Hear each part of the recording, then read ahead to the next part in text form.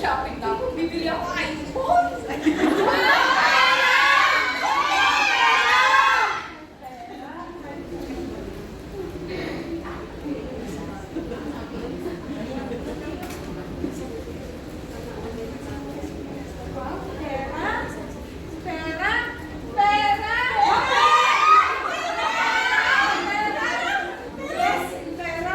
Thank you, Lord! Answered prayer. Ang matagal ko nang pinapangarap na makapag-tour sa around the world, matutupad ko na rin. Yes! Yes! Yes! Pera.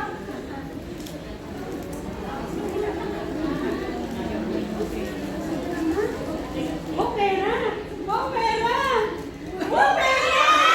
Oh, pera! Yes, sa wakas, dito pa makakabili na ako ng bahay at lupa para sa mga anak ko. Magkakasama na kami. Ay, thank you, Lord.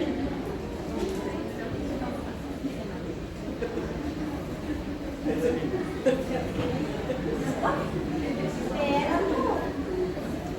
Tamang-tama, may pang-desisyon nila sa aking mga anak. Kaya lang, sila yung nagsagot eh. Ganda na nga lang.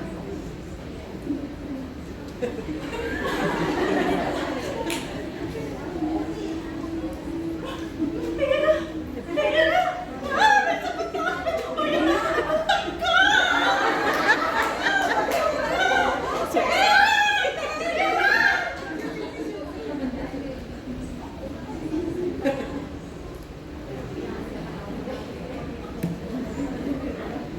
Pera! Pera? Pera? Pera to ah! Yay! Ang saya-saya! May pera na kami! Guys,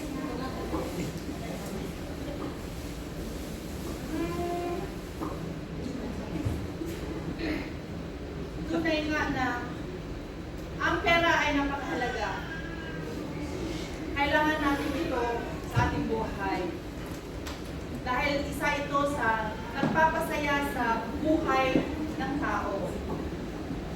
Pero kung hindi natin ito nagagamit sa tamang paraan, isa rin ito sa nagbibigay ng malaking problema. Minsan, ang buhay ng tao ay parang pera. Pinagpapasahan, at kapag hindi ka na kailangan, wala ka ng halaga.